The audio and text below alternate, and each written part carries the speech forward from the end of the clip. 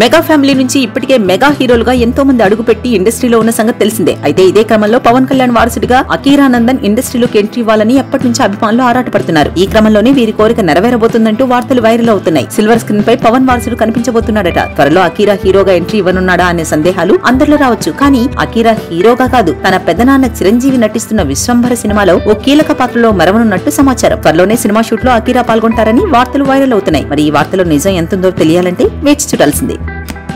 Super star Rajinikanth సోమవారం అర్ధరాత్రి చెన్నైలోని అపోలో ఆసుపత్రిలో చేరారు. తీవ్రమైన కడుపు నొప్పితో ఆయన ఆసుపత్రిలో చేరినట్లు ఆసుపత్రి వర్గాలు తెలిపాయి. వైద్యులు ఆయనకు చికిత్స అందించారు. ఇవాళ ఆయనకు పలు వైద్య పరీక్షలు చేయనున్నారు. ఈ క్రమంలో ఎలక్టివ్ ప్రొసీజర్ ట్రీట్మెంట్ ఆయనకు అందించనున్నట్లు సమాచారం. గుండెకు సంబంధించిన పరీక్షలు కూడా చేయనున్నారు. ప్రస్తుతం రజనీకాంత్ ఆరోగ్యం నిలకడగా ఉన్నట్లు వైద్యులు తెలిపారు.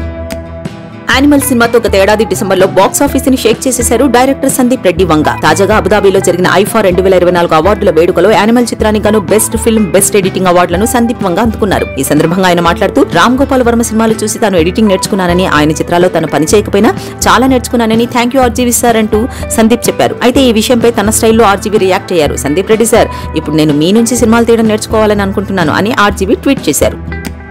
నాగ చైతన్య, సాయి పల్లవి జంటగా నటిస్తున్న చిత్రం తండేల్. పాన్ ఇండియా స్థాయిలో రూపొందుతున్న ఈ సినిమాలో శివరాత్రి నేపథ్యంలో వచ్చే ఓ పాట నాగ చైతన్య కెరీర్ లోనే అత్యంత ప్రత్యేకమైనదిగా నిలిచిపోతుందని చెప్తోంది తండేల్ బృందం. 1000 మందికి పైగా నటులతో ఈ పాటను చిత్రీకరించారు. శ్రీకాకుళం జిల్లాలో జరిగిన నిజ జీవిత సంఘటనల ఆధారంగా రూపొందిస్తున్న చిత్రం ఇది. నిజమైన సంఘటనలే అయినా ఇద్దరు ప్రేమికుల జీవితాల్లోని భావోద్వేగాలు, సంఘటనలు ఎంతో ఆసక్తికరంగా, కల్పిత కథల కంటే థ్రిల్లింగ్ గా ఉంటాయి. దక్షిణ కాశీగా పేరుగాంచిన పురాతన శివాలయం శ్రీకాకుళంలోని శ్రీముఖలింగం. ఇక్కడ నిర్వహించే మహాశివరాత్రి ఉత్సవాల స్ఫూర్తితోనే ఈ సినిమాలో పాట తెరకెక్కించామని సినీ వర్గాలు తెలిపాయి.